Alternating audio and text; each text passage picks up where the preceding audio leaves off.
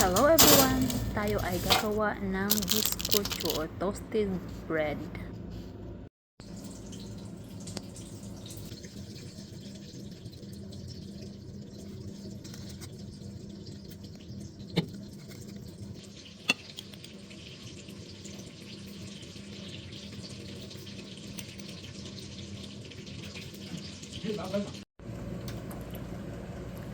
Lagyan na natin sa ating oven ating biskuito at saka i-ano natin ng 200 degrees and 10 minutes and then babaliktarin natin siya.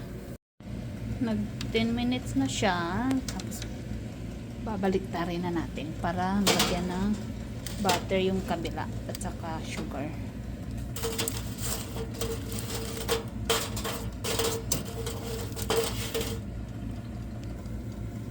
Lagyan lang natin ng butter.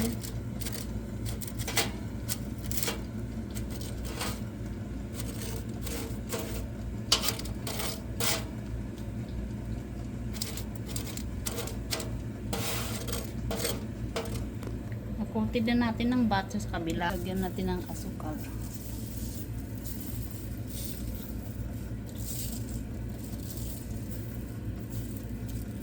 Yan.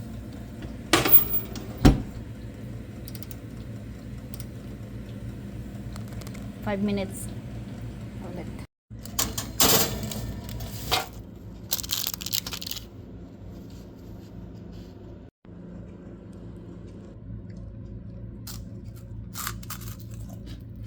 Okay.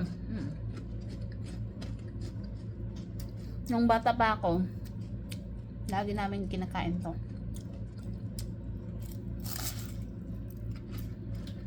Crunchy na crunchy. Sarap.